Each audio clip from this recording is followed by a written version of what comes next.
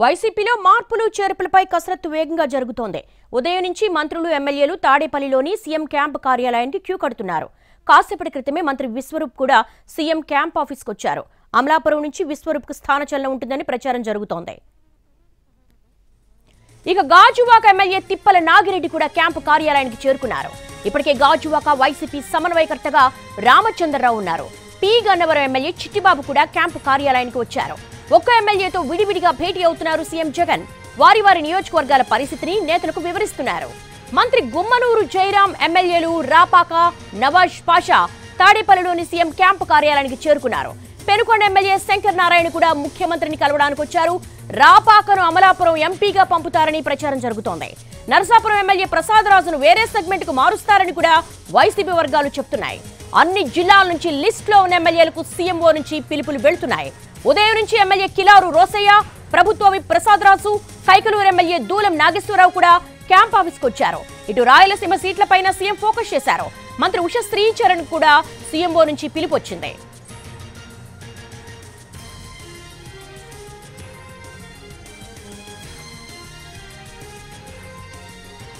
Breaking points చూస్తున్నాం. వైసీపీలో మార్పులు చేర్పులకు సంబంధించి కసరత్తు చాలా స్పీడప్ చేశారు. ఉదయం నుంచి కూడా మంత్రులు ఎమ్మెల్యేలు తాడేపల్లిలోని సీఎం క్యాంప్ కార్యాలయానికి క్యూ కడుతున్నారు. కొద్దిసేపటి క్రితమే మంత్రి విశ్వరూప్ కూడా సీఎం క్యాంప్ ఆఫీస్కి వచ్చినట్టుగా తెలుస్తోంది. అమలాపురం నుంచి విశ్వరూప్ కు స్థానచలనం ఉంటుందని ప్రచారం జరుగుతోంది. ఇక గాజువాక్ వెళితే ఎమ్మెల్యే తిప్పల నాగిరెడ్డి కూడా క్యాంపు కార్యాలయానికి చేరుకున్నారు. ఇప్పటికే గాజువాక వైసీపీ సమన్వయకర్తగా రామచంద్రరావు ఉన్నారు. పి గన్నవరం ఎమ్మెల్యే చిట్టిబాబు కూడా క్యాంపు కార్యాలయానికి వచ్చారు.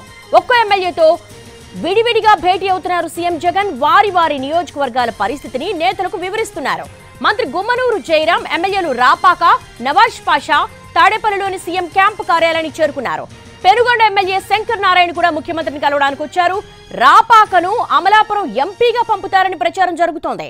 నరసాపురం ఎమ్మెల్యే ప్రసాద్ రాజును వేరే సెగ్మెంట్ కు మారుస్తారని కూడా వైసీపీ వర్గాలు చెప్తున్నాయి. అన్ని జిల్లాల నుంచి లిస్ట్ లో ఉన్న ఎమ్మెల్యేలకు సీఎంఓ నుంచి పిలుపులు వెళుతున్నాయి. ఉదయం నుంచి ఎమ్మెల్యే కిలారు రోసయ్య, ప్రభుత్వ విప్ ప్రసాద్ రాజు, కైకలూరు ఎమ్మెల్యే దూలం నాగేశ్వరరావు కూడా క్యాంప్ ఆఫీస్కు వచ్చారు. ఇటు రాయలసీమ సీట్లపైన సీఎం ఫోకస్ చేశారు. మంత్రి ఉష శ్రీచరణ్ కూడా సీఎంఓ నుంచి పిలుపు వచ్చింది.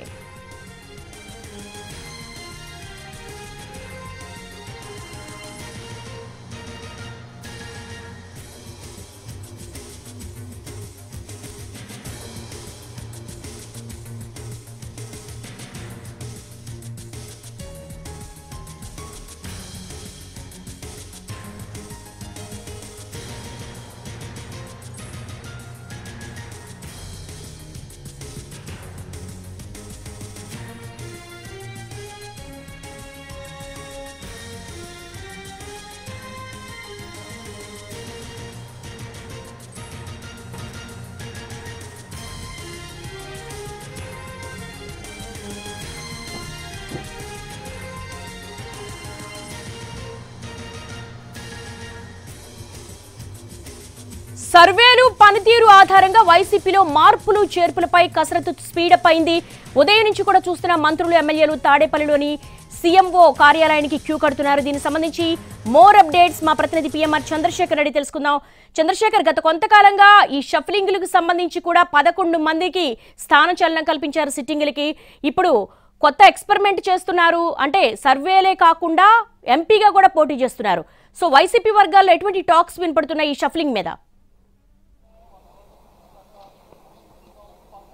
దీనికి సంబంధించి అయితే వైసీపీ వర్గాల్లో అయితే మాక్సిమం పెద్దగా అసంతృప్తులు అనేది పెద్దగా ప్రస్తుతానికైతే కనిపించడం లేదు. కాకపోతే లోపల నివురుగప్పి నిప్పులా ఏదన్నా ఉందా అన్న అంశానికి సంబంధించి ఇంకొన్ని రోజులు గడిస్తే తప్ప క్లారిటీ వచ్చే అవకాశం లేదు. మరొక వైపు చూసుకుంటా ఉంటే ఈసారి వచ్చే ఎన్నికల్లో టికెట్ ఉండదు అని తూర్పుగోదావరి జిల్లా పిఠాపురం నియోజకవర్గానికి సంబంధించిన సిట్టింగ్ ఎమ్మెల్యే పెండెం దొరబాబు ఏదైతే క్లారిటీకి వచ్చారో సో ఆయనకి సంబంధించిన చర్చ అయితే కొంత జిల్లాలో జరుగుతున్న పరిస్థితి కనిపిస్తుంది. ఒకవేళ టికెట్ కనుక జరుగుతున్న ప్రచారం తరహాలో తనకు కాకుండా వంగా గీతకి కనుక ఎంపీగా ఉన్న వంగా గీతకి కనుక టికెట్ కనుక కేటాయిస్తే ఆమె అక్కడున్న పెండెం దొరబాబు సిట్టింగ్ ఎమ్మెల్యేగా ఉన్న పెండెం దొరబాబు జనసేనను అప్రోచ్ అయ్యి అక్కడి నుంచి పోటీ చేసే అవకాశం ఉంది. ఒకవేళ అక్కడ పవన్ కళ్యాణ్ కనుక పోటీ చేయకపోతే ఆ స్థానం నుంచి పెండెం దొరబాబు చంద్రబాబు జనసేన తరఫున పోటీ చేసే అవకాశం ఉందన్న ప్రచారం జరుగుతుంది. సో ఈ స్థాయిలో ఒక అంటే ఏదైతే షఫ్లింగ్ జరిగిన స్థానాల్లో ఈ స్థాయిలో చర్చ జరిగిన నియోజకవర్గంగా పిఠాపురం సిట్టింగ్ ఎమ్మెల్యే అక్కడ కొంత రచ్చ జరుగుతోంది. మరొక వైపు చూస్తా ఉంటే తూర్పుగోదావరి జిల్లా జగ్గంపేట నియోజకవర్గానికి సంబంధించి సిట్టింగ్ ఎమ్మెల్యేగా ఉన్న జ్యోతుల చంటిబాబు కాకుండా తోట నరసింహంకు టికెట్ కేటాయిస్తారు అన్న చర్చ కూడా ప్రచారం కూడా జరుగుతుంది. దీనికి సంబంధించి ఇంకా అఫీషియల్ గా ప్రకటన రావాల్సి ఉన్న నేపథ్యంలో తోట నరసింహం కనుక టికెట్ ఇస్తే తాను ఎట్టి పరిస్థితుల్లోనూ సహకరించేదే లేదు, తోట నరసింహను ఓడించేందుకు పూర్తి స్థాయిలో కృషి చేస్తాను, పూర్తి స్థాయిలో పని చేస్తానని చెప్పి జ్యోతుల చంటిబాబు కావచ్చు ఆయన అనుచరులు మాట్లాడుతున్న పరిస్థితి కనిపిస్తుంది. సో ఈ నేపథ్యంలో ఇటువంటి అంశాలు కొన్ని తెర మీదకు వచ్చాయి. కానీ మెజారిటీ నియోజకవర్గాల్లో షఫ్లింగ్ జరిగిన 11 స్థానాల్లో కావచ్చు, మరొక వైపు ఎక్కడైతే షఫ్లింగ్ ఉంటుంది టికెట్లకి వచ్చే ఎన్నికల్లో పోటీ చేసేందుకు అవకాశం ఉండదు అన్న ప్రచారం జరుగుతున్న నియోజకవర్గాల్లో అయితే మెజారిటీ నియోజకవర్గాల్లో అయితే ప్రస్తుతానికి ఎవరు బయటపడడం లేదు. వాళ్ళందరూ కూడా గుట్టుతప్పుడు కాకుండానే ఉన్న పరిస్థితి. పైకి మాత్రం తామందరం కూడా వైసీపీ అధినాయకత్వం చెప్పిన విధంగా, సీఎం జగన్మోహన్ రెడ్డి చెప్పిన విధంగా వ్యవహరిస్తాము, ఆయన మాట శిరోధార్యం అనే విధంగా చెప్తున్నారు. సో ఈ నేపథ్యంలో మరి ఎన్నికలకు సంబంధించిన వ్యవహారం మరింత హీట్ ఎక్కిన తర్వాత, ఎన్నికల ప్రక్రియ అనేది దగ్గర పడిన తర్వాత పరిణామాలు ఏ విధంగా ఉంటాయనేది మనం చెప్పలేం. కానీ ప్రస్తుతానికైతే అంతా సైలెంట్ గానే ఉన్నట్టుగా కనిపిస్తోంది దేవి. మరొక వైపు సీఎం క్యాంప్ కార్యాలయంలో కూడా ఎమ్మెల్యేలు అలాగే మంత్రులు క్యూ కట్టిన పరిస్థితి కనిపిస్తోంది.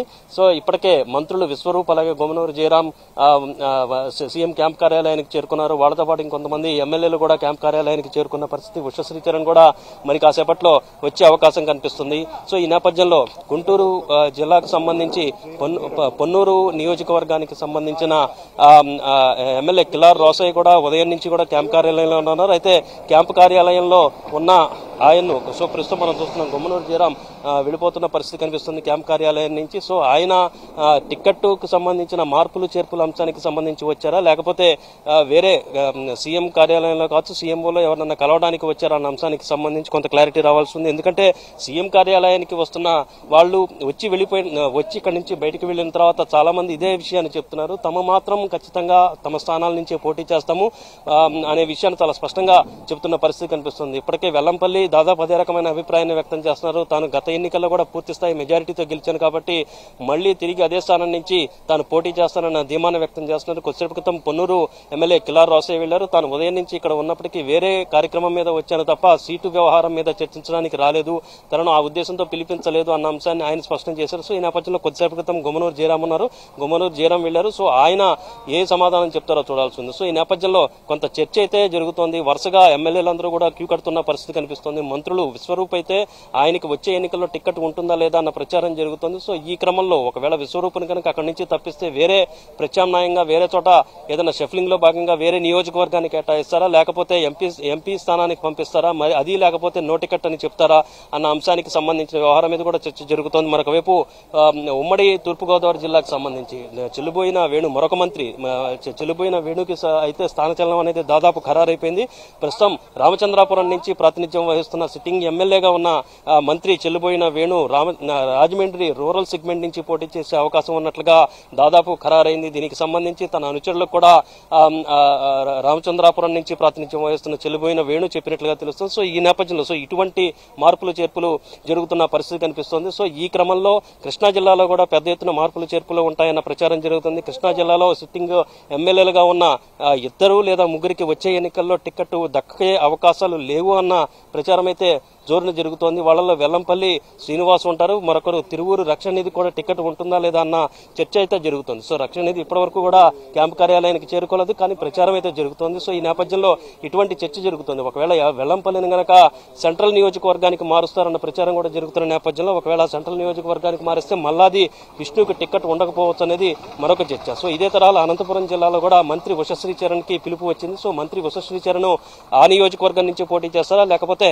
అనంతపురం ఎంపీగా పోటీ చేస్తారన్న చర్చ జరుగుతోంది. దీంతో పాటు అనంతపురం జిల్లాకు సంబంధించిన మాజీ మంత్రులు మరొక ఎమ్మెల్యే కాపు రామచంద్రారెడ్డి, మరొక వైపు శంకరనారాయణ వాళ్ళకు సంబంధించిన స్థానాల్లో కూడా మార్పులు చేర్పులు జరిగే అవకాశం ఉందని ప్రచారం జరుగుతోంది. దేవి పిఎంఆర్ ఫైనల్ గా చెప్పండి, టికెట్ రాని వాళ్ళకి ఎటువంటి సముచిత స్థానం లభిస్తుంది, ఎటువంటి అష్యూరెన్సెస్ ఇస్తున్నారు? ఒకవేళ టికెట్ రాదు లేకపోతే టికెట్ త్యాగం చేస్తారు అనుకున్న వాళ్ళకి ఏమైనా సీఎంఓ నుంచి ఏమైనా అష్యూరెన్స్ వస్తుందా?